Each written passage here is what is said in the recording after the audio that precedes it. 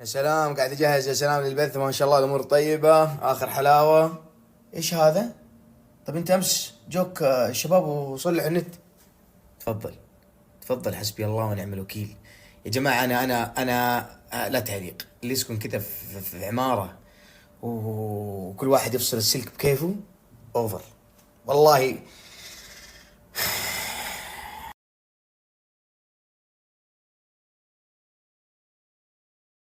يا هلا والله بالشباب، حياكم الله وبياكم إلى المطار.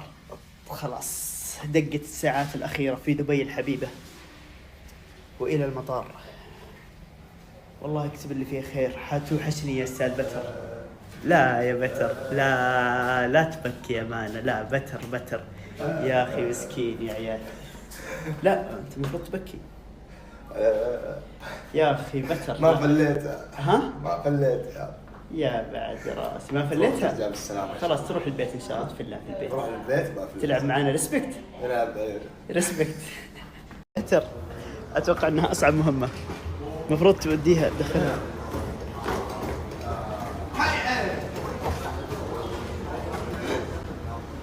الحمد لله على كل حال. يا جماعة الخير، ابى اقول كلام من قلبي حلو، فحبيت اوثق الكلام هذا. بتر هلا والله العظيم انك من اجمل الناس خلقا تعرفت عليه. اي والله والله اني صادق. وش الكلام الحلو؟ والله اني صادق. انت يا بتر جوهره. الله يسلمك. دائما يقول لك في مثل يقول لك لا تحكم على الانسان من اول ما تقابله.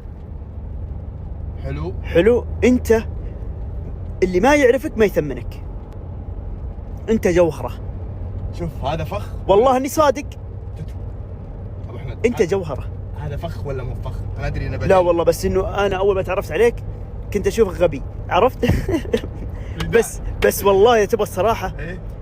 الرسول صلى الله عليه وسلم يقول الصاحب في السفر. اذا تبغى تعرف صاحبك في السفر. نعم. فانا قد سافرت مرتين معك، ومعرفه سنين شغل مع بعض.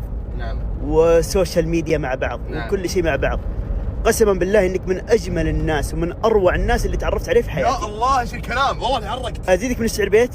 والله حتى الله لا يقولها، لو تفارقنا صار بيننا خلاف وتفارقنا، والله العظيم اني ما راح اجحد اخوتي معاك، انها كانت من اجمل الايام. انت جوهره. غطت. والله العظيم اني صادق. حميد. والله اني صادق. الله يسلمك. يعني جالس معايا هنا كانك اخويا، ما هو خويي، كانك اخويا. يا عيال والله اني عرقت يا ابو احمد. والله اني صادق. اني عرقت. شوف انا ما احب امدح، ولكن والله العظيم انت لائق للمدح، انت اهل المدح. يا الله. فديت الامارات كلها انها انجبت هذا الاسطوره. يا الله. في الوفاء، في التعامل، في حسن الخلق. شيء كيف؟ ليش قلة الادب هذه خلتني استحي؟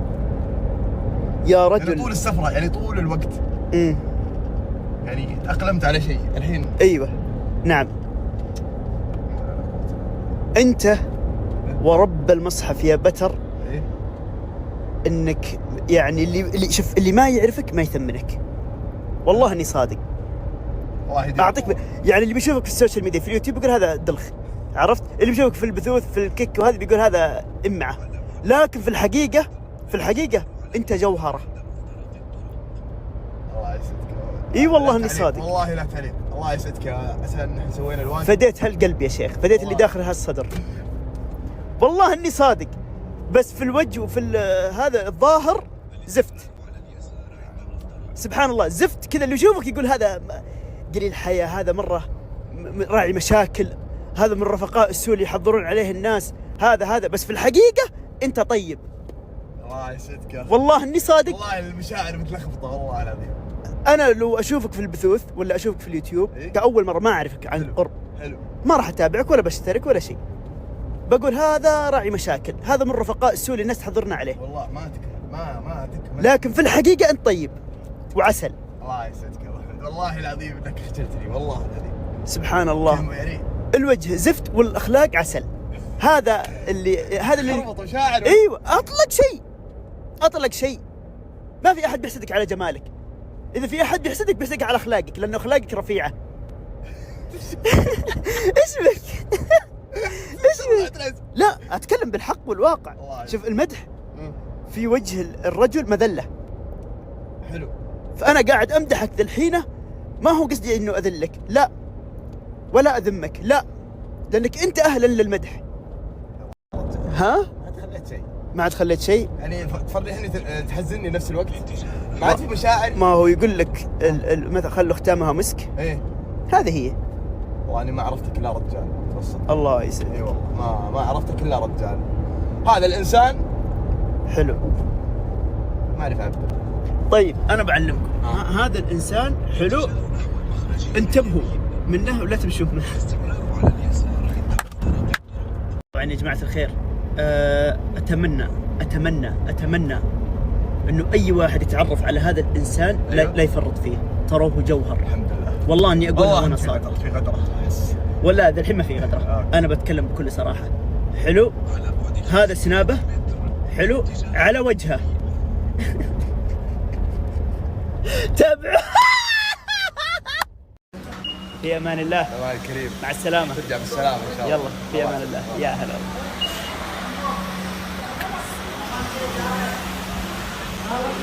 راح الحمد لله، خلاص الى الرياض والحافظ الله. طبعا الحين انا متوجه للبوابه اللي منها بغادر، وقسما بالله فيني دوخه وفيني غثيان. هذا وانا توني باقي ما قد مرت 24 ساعة، ويا رب وجهي ما يورم. هو الربطة هذه مفروض اني قد فكيتها، بس ما فكيتها لانه خايف يورم، بس اول ما اوصل راح افكها ونشوف هل وجهي بيورم. هل بس انا اذكر العملية الاولى يوم سويتها ما جاني غثيان، ما جتني دوخة.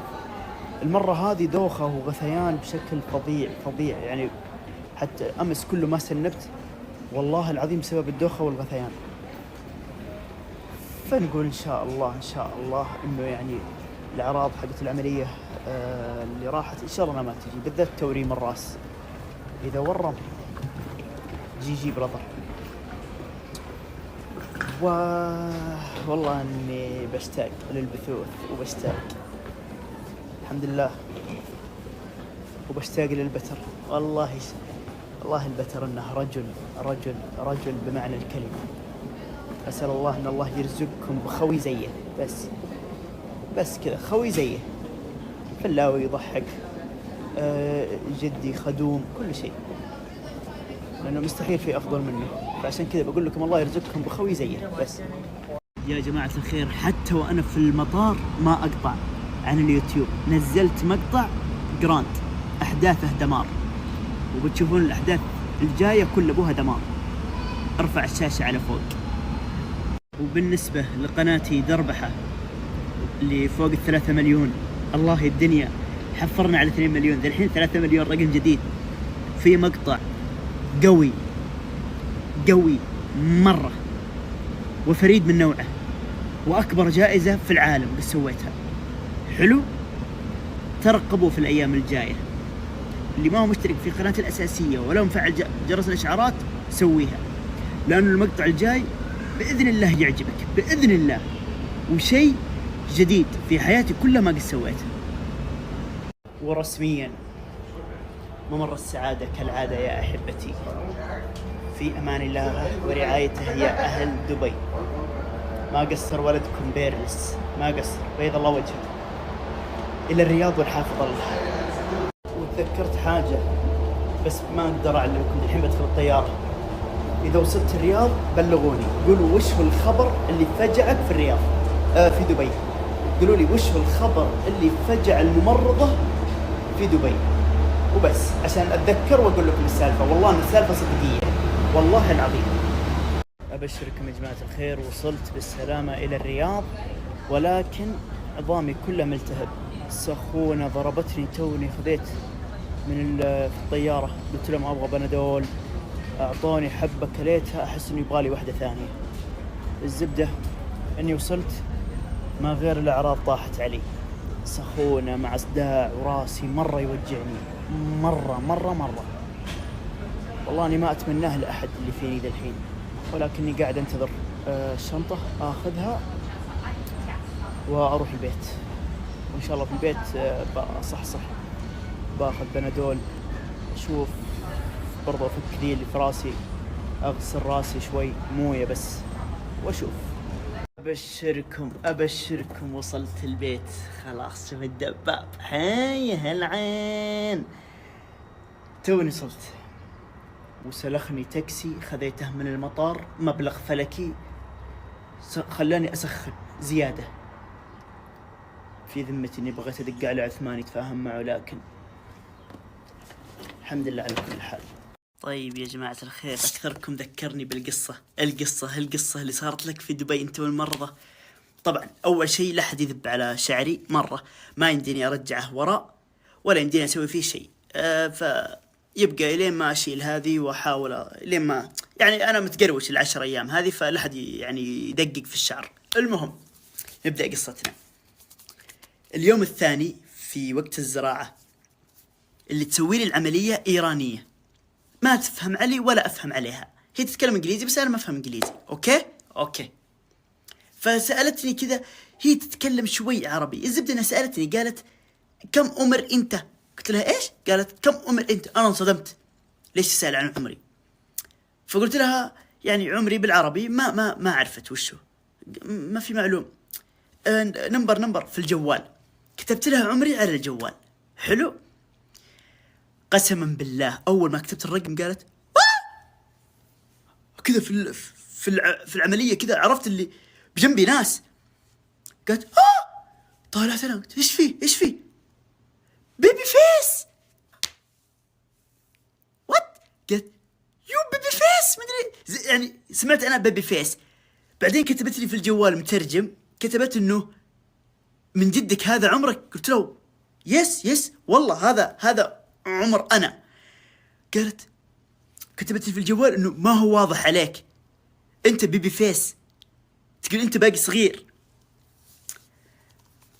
فصراحة قلت لها يعني أنا عشت الدور صراحة. قلت لها والله شوفي الصلع هذا والله جاني أنا، يعني وراثي، أنا مظلوم في حياتي أنا. قالت خلاص طق. فهذه السالفة.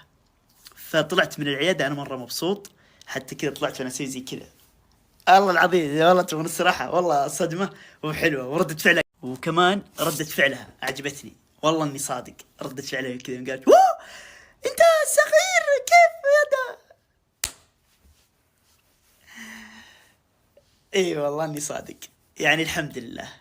قلت لكم لياقة، صحة، اللهم لك الحمد، جمال. زبدة. السلام عليكم، راح اشوف حل مع الربطة ذي، والله اني ابغى افكها، ما ادري افكها ولا لا.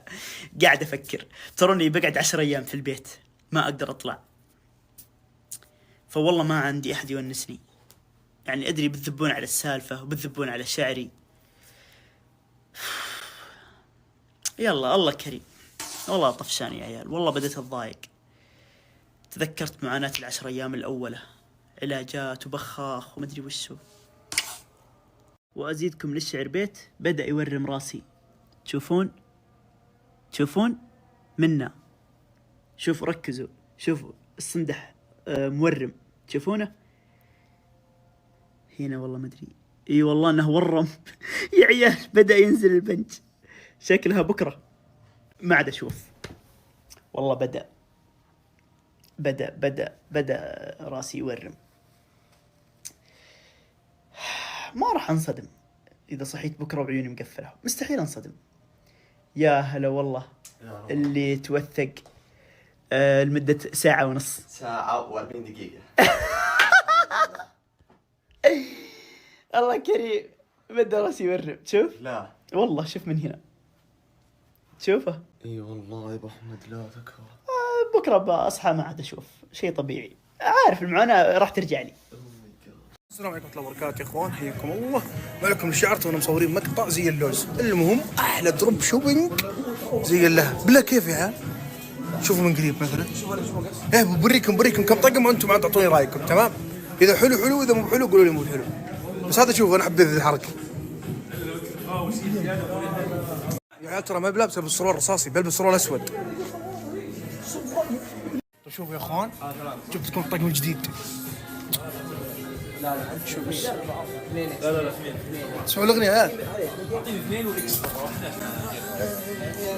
شوفوا يا عيال. 1 2 1 اكس. برتقالي وفي هنا ونديز وفي هنا نجمه. شوفوا هنا بعد في نجمه. ايش رايك؟ ايش مكتوب هنا؟ ايام؟ والله نجوم كبير. ايام موست. ايش معناته ايام موست؟ يعني من الجنوب. لا انا شرقي. لا ها غربي انا غربيا. هنا وسكوس. شوف يا ابوي ونديز وشغل عدل والله ابغاه. ونديز بالله كيف؟ بالله تصور؟ صور دف. شوف بس حاسه ضيق صح؟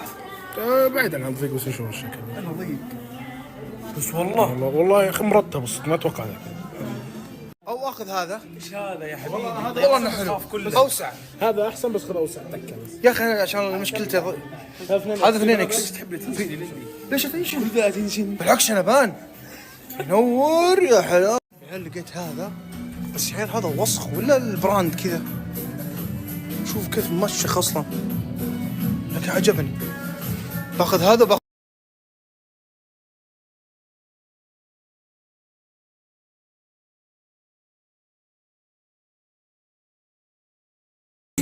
عشان ما جبت نجمه حقت سناب جبتها هنا. عيال هذا كان في طقم اخذته يا عيال نفس حق العيال. جيمبوي وتيم تيم اي بي وانت تاخذ سي. يا عمر ايش مكتوب هنا؟ سايكو. افا راكب لا. ولا جيم انت وش؟ انا جيمبوي بس والله عجبني. اخضر وسروال سكري وجزمه. مو طبيعي. يب اسطوري والله. بس ايه الازرق خارق ترى. والله الازرق خارق. جربه. تكفى. بس 3 اطقم. يا اخوان خلصنا التسوق.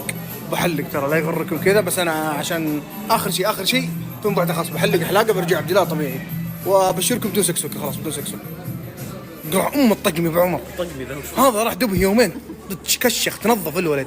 ما شاء الله عليه ابو عمر. بس دقيقه اخر شيء جرب. وين الاخضر؟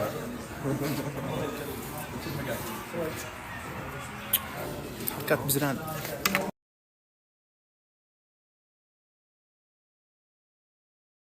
عليكم مساكم الله بالخير يا جماعة. صار لي يومين والله غايب عنكم تصوير يوتيوب ما اخذ وقتي. شباب هنا ها فواز ايش تشتري حبيبي؟ كذاب كان يقول باخذ هذا ترى. هذا شوف سعد يقول باخذ ذا. كذاب والله بس حق بنات بقدر اخذ. وش ذا؟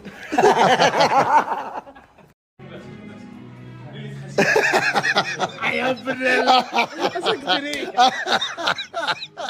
بالخير يا جماعة بمناسبة يوم التأسيس وللمرة الثالثة بالسنابي عساف يرجعون العرض أودن ما شاء الله وش هالنح تبارك الرحمن. منك تتعلم والله. طيب ابو أودن يقولون انك نزلت اكثر من 15 كيلو بشهر. هذا متى صارت؟ الله يقولون والله. هذه مصادرك؟ تدري متى شلون بنقيسها؟ اذا لبست هودي نو كاب. وانت راح تشوفون